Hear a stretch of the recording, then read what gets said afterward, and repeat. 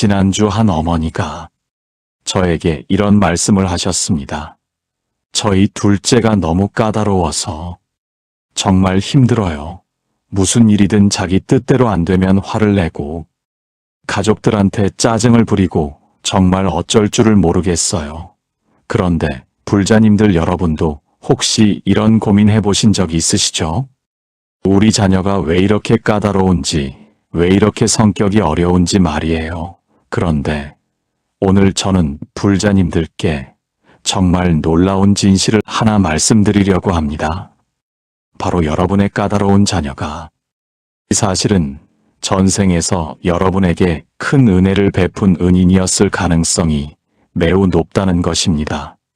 이것이 바로 부처님께서 법화경에서 말씀하신 상불경 보살의 가르침이고 우리가 일상에서 경험하는 가족 갈등의 진정한 의미입니다. 오늘 이 영상이 끝난 후 불자님들은 자녀를 바라보는 완전히 새로운 시각을 갖게 되실 것이고 그동안 힘들었던 관계가 감사와 기쁨으로 바뀌는 놀라운 변화를 경험하게 되실 것입니다. 불자님들 우선 우리가 왜 이런 자녀 문제로 고민하게 되는지부터 살펴보겠습니다. 현재 우리나라 60대 이상 부모님들 중에서 자녀 때문에 스트레스를 받는 분들이 무려 78%에 달한다고 합니다. 특히 성인 자녀의 성격이 까다롭거나 예민해서 가족 모임 때마다 긴장하게 되는 경우가 정말 많죠. 그런데 불자님들 부처님께서는 이미 2500년 전에 이런 상황에 대한 완벽한 답을 주셨습니다. 바로 모든 만남에는 반드시 이유가 있고 특히 가족으로 만나는 인연은 절대 우연이 아니라는 것입니다. 법화경 상불경 보살품에서 부처님께서는 이렇게 말씀하셨습니다. 과거세에 선근을 심은 자는 현재에 와서 그 과보를 받는다고 하셨어요. 즉, 지금 우리가 만나는 모든 사람들, 특히 가족으로 만나는 인연들은 전생에서 맺어진 깊은 인연이 있다는 뜻입니다. 그렇다면 까다로운 우리 자녀는 과연 어떤 인연으로 우리에게 온 것일까요? 오늘 부처님의 가르침을 통해 그 놀라운 비밀을 하나씩 풀어보겠습니다. 분명히 여러분의 마음에 큰 위로와 감동이 될 것이라고 확신합니다. 첫 번째로 전생에서의 은혜 관계에 대해 말씀드리겠습니다. 불자님들 아함경에 이런 이야기가 있습니다. 한 부자가 길을 가다가 강도를 만나서 위험에 처했는데 그때 한 젊은이가 나타나서 자신의 목숨을 걸고 그 부자를 구해주었다고 합니다. 그런데 그 젊은이는 부자를 구하고는 아무 대가도 바라지 않고 그냥 사라져버렸어요. 몇십 년이 지나서 그 부자는 나이가 들어 죽음을 맞이했고 내 생에 다시 태어났는데 이번에는 가난한 집안의 자녀로 태어났습니다. 그런데 놀랍게도 그를 구해준 그 젊은이가 지금은 큰 부자가 되어 바로 이 가난한 청년의 부모가 된 것입니다. 하지만 그 청년은 전생의 기억이 없으니까 부모에게 까다롭게 굴고 자꾸 불평을 하고 무리한 요구를 했어요. 부모는 처음엔 힘들어했지만 나중에 스님을 통해 전생의 인연을 알게 되었고 그때부터는 자녀의 까다로운 모습도 전생에 받은 큰 은혜를 갚는 기회로 받아들이게 되었습니다. 불자님들, 이것이 바로 우리가 경험하는 현실입니다. 까다로운 자녀일수록 전생에서 우리에게 큰 은혜를 베푼 존재일 가능성이 높아요. 왜냐하면 그들은 무의식 중에 과거에 베푼 은혜만큼 현재의 보살핌을 받을 권리가 있다고 느끼기 때문입니다. 또 다른 경전 이야기를 들어보겠습니다. 옛날 어떤 마을에 매우 인자한 의사가 살고 있었습니다. 이 의사는 가난한 사람들을 무료로 치료해주고 특히 한 거지 아이의 병을 여러 번 고쳐주었어요. 그 아이는 의사 덕분에 목숨을 구했지만 어린 나이에 다른 병으로 죽고 말았습니다. 몇십 년 후 그 의사도 나이가 들어 세상을 떠났고 다음 생에서 둘이 다시 부모와 자식으로 만났는데 이번에는 그 거지였던 아이가 부모가 되고 의사였던 분이 자녀가 되었어요. 그런데 이 자녀는 어릴 때부터 몸이 약하고 성격이 예민해서 부모에게 많은 정성과 관심을 요구했습니다. 부모는 처음에는 왜 이 아이가 이렇게 손이 많이 가는지 이해할 수 없었지만 나중에 깨달음을 얻은 스님을 만나서 전생의 인연을 알게 되었고, 그때부터는 자녀를 돌보는 모든 순간이 감사와 기쁨으로 바뀌었다고 합니다. 불자님들, 여러분의 까다로운 자녀도 혹시 전생에서 여러분에게 생명을 구해주거나 큰 도움을 주었던 은인은 아닐까요? 세 번째 사례로는 고구려 시대의 한 이야기를 말씀드리겠습니다. 어떤 장군이 전쟁터에서 적군에게 포위되어 죽을 위기에 처했을 때 한 젊은 병사가 나타나서 자신의 몸을 방패로 삼아 장군을 구해주었어요. 그 병사는 그 자리에서 목숨을 잃었지만 장군은 살아남을 수 있었습니다. 세월이 흘러돌다 다음 생에 태어났는데 이번에는 그 젊은 병사가 양반 집안의 아들로 태어나고 장군이었던 분이 그 집안의 종으로 태어났어요. 하지만 그 양반 아들은 전생에 기억이 없으니까 종에게 무리한 요구를 하고 까다롭게 굴었습니다. 종은 처음에는 그 아들이 왜 이렇게 자신에게만 유독 까다로운지 이해할 수 없었지만 나중에 원효대사를 만나서 전생의 인연을 깨닫게 되었고, 그때부터는 그 아들의 모든 요구를 기쁘게 들어주었다고 합니다.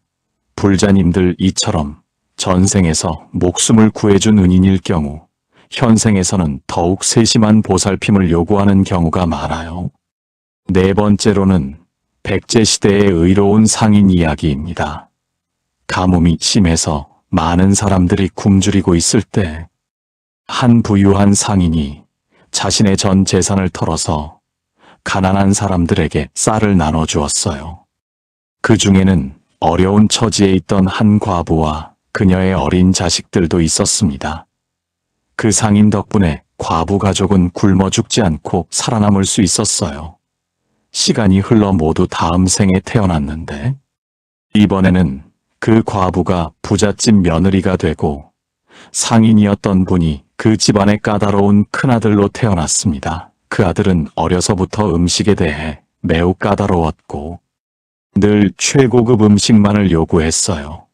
며느리는 처음에는 이 큰아들 때문에 정말 힘들어했지만 나중에 지장보살의 가르침을 듣고 전생의 인연을 깨달았을 때 모든 것이 감사로 바뀌었다고 합니다. 불자님들, 음식에 까다로운 자녀가 있으시다면 혹시 전생에서 여러분을 굶주림에서 구해준 은인은 아닌지 생각해 보세요. 다섯 번째 사례는 신라시대의 학자 이야기입니다. 어떤 가난한 청년이 공부를 하고 싶어 했지만 책을 살 돈이 없어서 고민하고 있었어요. 그때 한 부유한 학자가 그 청년을 불쌍히 여겨서 자신의 서재를 개방해주고 또 공부에 필요한 모든 것을 지원해 주었습니다. 그 청년은 그 덕분에 훌륭한 학자가 될 수 있었어요. 다음 생에서 둘이 다시 만났는데 이번에는 그 가난했던 청년이 학자 집안의 아들로 태어나고 은인이었던 학자가 그 집안의 아버지가 되었어요. 그런데 그 아들은 공부에 대해서는 매우 까다로웠습니다. 최고의 스승을 원했고 최고의 교육 환경을 요구했어요. 아버지는 처음에는 아들이 왜 이렇게 공부에만 그렇게 까다로운지 이해하기 어려웠지만 의상대사의 가르침을 듣고 전생의 인연을 알게 되었을 때 아들의 모든 요구가 이해되고 기꺼이 최선을 다해 지원하게 되었다고 합니다. 두 번째로 현생에서의 가품 관계에 대해 말씀드리겠습니다. 불자님들, 그렇다면 우리는 왜 전생의 기억이 없는데도 까다로운 자녀를 통해 은혜를 갚아야 할까요? 이에 대해 부처님께서는 금강경에서 아주 명확하게 설명해 주셨습니다. 과거에 지은 업은 반드시 과보로 돌아온다고 하셨어요. 좋은 일을 했으면 좋은 결과가, 나쁜 일을 했으면 나쁜 결과가 반드시 따라온다는 것이죠. 그런데 여기서 중요한 것은 받은 은혜를 갚는 것도 하나의 업보라는 사실입니다. 전생에서 큰 은혜를 받았다면 현생에서 반드시 그 은혜를 갚아야 하고, 그것이 바로 우리가 까다로운 자녀를 만나는 이유라는 것입니다. 법화경에 나오는 상불경 보살의 이야기를 보면 이런 내용이 있습니다. 상불경 보살은 만나는 모든 사람에게 예를 표하며 당신은 반드시 부처가 될 것입니다 라고 말씀하셨어요. 처음에는 많은 사람들이 이를 이상하게 여기고 심지어 화를 내기도 했습니다. 하지만 상불경 보살은 끝까지 모든 사람을 부처로 보고 정성을 다해 예를 표했어요. 그 결과 나중에는 그 모든 사람들이 상불경 보살의 진심을 깨닫고 감사하게 되었다고 합니다. 불자님들, 까다로운 우리 자녀도 마찬가지입니다. 그들이 까다롭게 구는 것은 무의식 중에 우리에게 받을 권리가 있다고 느끼기 때문이에요. 전생에서 베푼 은혜에 대한 정당한 보상을 요구하는 것입니다. 두 번째 사례로는 조선시대의 한 이야기를 들어보겠습니다. 어떤 선비가 과거 시험을 보러 가는 길에 산적들에게 습격당할 뻔했는데 한 나무꾼이 나타나서 목숨을 걸고 선비를 구해주었어요. 선비는 그 덕분에 무사히 과거에 급제할 수 있었습니다. 다음 생에서 둘이 다시 만났는데 이번에는 그 나무꾼이 양반집 아들로 태어나고 선비였던 분이 그 집안의 아버지가 되었어요. 그런데 그 아들은 공부를 할 때나 중요한 일을 할 때마다 아버지의 세심한 보살핌을 요구했습니다. 아버지가 조금이라도 소홀히 하면 크게 화를 내고 서운해했어요. 처음에는 아버지도 아들이 왜 이렇게 자신에게만 의존적이고 까다로운지 이해할 수 없었지만 깨달음을 얻은 후에는 모든 것이 명확해졌다고 합니다. 아들의 요구는 전생에서 베푼 은혜에 대한 정당한 보상이었던 것입니다. 세 번째로는 고려시대의 의원 이야기입니다. 어떤 명의가 전염병이 돌 때 자신의 안전도 돌보지 않고 환자들을 치료하다가 결국 자신도 병에 걸려 죽고 말았어요. 그때 그가 구한 환자들 중 한 명이 바로 어려운 처지에 있던 한 어머니였습니다. 다음 생에서 그 어머니는 부잣집 아내가 되고 의원이었던 분은 그 집안의 몸이 약한 아들로 태어났어요. 그 아들은 평생 동안 어머니의 정성스러운 돌봄을 필요로 했고 조금만 소홀히 해도 아프거나 문제가 생겼습니다. 어머니는 처음에는 왜 이 아이가 이렇게 손이 많이 가는지 힘들어했지만 나중에 전생의 인연을 깨달았을 때 아들을 돌보는 모든 순간이 은혜를 갚는 기쁜 시간으로 바뀌었다고 합니다. 불자님들, 몸이 약한 자녀가 있으시다면 그건 역시 전생의 특별한 인연 때문일 수 있어요. 네 번째 사례는 백제의 한 장인 이야기입니다. 뛰어난 기술을 가진 장인이 가난한 젊은이에게 무료로 기술을 가르쳐 주었어요. 그 젊은이는 그 기술로 훌륭한 장인이 되어 잘 살게 되었습니다. 다음 생에서 둘이 부모 자식으로 다시 만났는데 이번에는 그 젊은이가 부모가 되고 스승이었던 분이 자녀가 되었어요. 그런데 그 자녀는 무엇을 배우든 최고의 스승과 최고의 환경을 요구했고 조금이라도 부족하면 만족하지 않았습니다. 부모는 처음에는 자녀의 이런 까다로운 성격 때문에 고생했지만 나중에 원효대사의 가르침을 들은 후 모든 것을 이해하게 되었다고 합니다. 자녀의 요구는 전생에서 받은 가르침에 대한 정당한 보답을 원하는 것이었어요. 다섯 번째로는 신라의 한 상인 이야기입니다. 정직한 상인이 어려운 시기에 많은 사람들에게 곡식을 외상으로 팔아주었는데 그중 한 사람은 끝까지 빚을 갚지 못했어요. 상인은 그 빚을 탕감해 주었고 그 사람은 목숨을 구할 수 있었습니다. 다음 생에서 둘이 다시 만났을 때 그 빚진 사람이 부모가 되고 상인이 자녀가 되었는데 그 자녀는 물질적인 것에 대해 매우 까다로웠어요. 좋은 옷, 좋은 음식, 좋은 집을 계속 요구했고, 부모는 그 요구를 들어주느라 힘들어했습니다. 하지만 지장보살의 가르침을 들은 후 부모는 이 모든 것이 전생의 은혜를 갚는 과정임을 깨달았고, 그때부터는 자녀의 요구를 기쁜 마음으로 들어주게 되었다고 합니다. 세 번째로 어변의 정화 과정에 대해 말씀드리겠습니다. 불자님들, 그렇다면 우리가 까다로운 자녀를 통해 은혜를 갚는 것이 왜 수행이 될까요? 부처님께서는 유마경에서 번뇌즉보리라고 말씀하셨습니다. 번뇌와 깨달음이 본래 다르지 않다는 뜻이에요. 즉 힘든 상황도 올바른 마음으로 받아들이면 그것이 바로 수행이 되고 깨달음의 길이 된다는 것입니다. 까다로운 자녀를 돌보는 것도 마찬가지입니다. 처음에는 힘들고 스트레스 받는 일이지만 전생의 인연을 깨닫고 감사한 마음으로 받아들이면 그것이 바로 최고의 수행이 됩니다. 화엄경에 나오는 선제동자의 이야기를 보면 선제동자가 53명의 선지식을 찾아다니며 법을 구했는데 그 중에는 까다롭고 어려운 스승들도 많이 있었어요.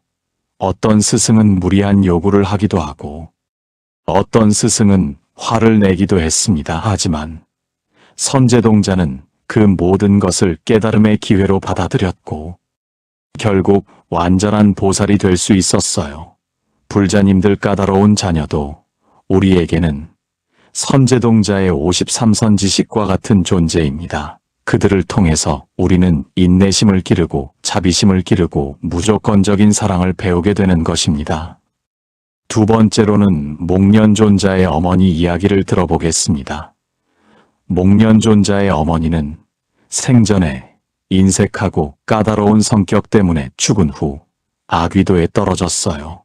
목련존자가 신통력으로 어머니를 찾아갔을 때 어머니는 여전히 까다롭게 굴며 음식에 대한 집착을 보였습니다. 하지만 목련존자는 어머니를 원망하지 않고 오히려 더욱 정성을 다해 공양을 올렸어요. 그 결과 어머니는 아귀도에서 벗어날 수 있었고 목련존자 자신도 더욱 큰 자비심을 얻을 수 있었습니다. 불자님들, 이처럼 까다로운 가족을 돌보는 것은 우리 자신의 업장을 소멸시키고 공덕을 쌓는 최고의 방법입니다. 세 번째 사례로는 조선시대 한 효자의 이야기입니다. 어떤 총각이 매우 까다롭고 성질 급한 아버지를 모시고 살았어요. 아버지는 음식도 까다롭게 가려서 드시고 옷도 특별한 것만 입으려고 하고 조금만 마음에 안 들면 화를 내셨습니다. 주변 사람들은 그 총각에게 이해할 수 없다며 왜 그렇게 힘들게 사느냐고 물었어요. 하지만 그 총각은 이렇게 대답했습니다. 아버지의 까다로운 성격도 전생의 인연이고 제가 아버지께 갚아야 할 은혜가 있기 때문입니다. 그래서 아버지가 까다롭게 구실수록 더욱 정성을 다해 모셨고 나중에 그 효성이 하늘에 닿아서 큰 복을 받았다고 합니다. 불자님들, 까다로운 자녀도 마찬가지입니다. 그들의 요구를 들어주는 과정에서 우리는 더욱 깊은 사랑과 인내를 배우게 됩니다. 네 번째로는 고구려의 한 여인 이야기입니다. 시어머니가 매우 까다로운 성격이어서 며느리에게 온갖 무리한 요구를 했어요. 음식도 특별하게 해달라고 하고 집안일도 완벽하게 해야 한다고 하고 조금만 부족하면 크게 화를 내셨습니다. 며느리는 처음에는 정말 힘들어했지만 어느 날 꿈에 부처님이 나타나셔서 이렇게 말씀하셨어요. 그 시어머니는 전생에 너에게 큰 은혜를 베푼 분이니 감사한 마음으로 모시라고 하셨습니다. 그 후부터 며느리는 시어머니의 모든 요구를 기쁜 마음으로 들어주었고 그 정성이 인정받아서 온 마을의 효부로 칭찬받게 되었다고 합니다. 다섯 번째로는 백제의 한 스님 이야기입니다. 어떤 스님이 절에 새로 들어온 동자승을 가르치게 되었는데 그 동자승이 매우 까다로운 성격이었어요. 공부할 때도 완벽한 환경을 요구하고 음식도 가려서 먹고 조금만 마음에 안 들면 투정을 부렸습니다. 스님은 처음에는 이 동자승 때문에 수행에 방해가 된다고 생각했어요. 하지만 어느 날 깊은 선정에 들어갔을 때 전생의 인연을 보게 되었습니다. 그 동자승이 전생에는 스님이었고 지금의 스님이 그때는 동자승이었는데 그때 그 스님이 자신에게 큰 은혜를 베풀어 주었다는 것을 알게 되었어요. 그 후부터는 동자승의 모든 요구를 자비로운 마음으로 들어주었고 오히려 그 과정에서 더욱 깊은 깨달음을 얻을 수 있었다고 합니다. 마지막으로 불자님들께 실천 방법을 말씀드리겠습니다. 그렇다면 이제 우리는 어떻게 해야 할까요? 첫 번째는 마음가짐을 바꾸는 것입니다. 까다로운 자녀를 볼 때마다 이렇게 생각해 보세요. 이 아이가 혹시 전생에서 나에게 큰 은혜를 베푼 은인은 아닐까? 지금 나에게 요구하는 것들이 그때 받은 은혜를 갚는 기회는 아닐까? 이런 생각을 하다 보면 짜증이나 스트레스 대신 감사한 마음이 들기 시작할 것입니다. 두 번째는 매일 자녀를 위해 기도하는 것입니다. 부처님께 이렇게 기도해 보세요. 부처님, 저희 자녀가 전생에서 저에게 베푼 은혜에 감사하며 이번 생에서는 제가 그 은혜를 기쁘게 갚을 수 있게 해주세요. 그리고 저희 부모 자식이 모두 부처님의 가르침 안에서 행복하게 살 수 있게 해주세요. 이런 기도를 매일 하다 보면 자녀에 대한 마음이 완전히 달라질 것입니다. 세 번째는 자녀의 요구를 들어줄 때 기쁜 마음으로 하는 것입니다. 억지로 하거나 마지못해 하지 말고 진심으로 기뻐하며 해보세요.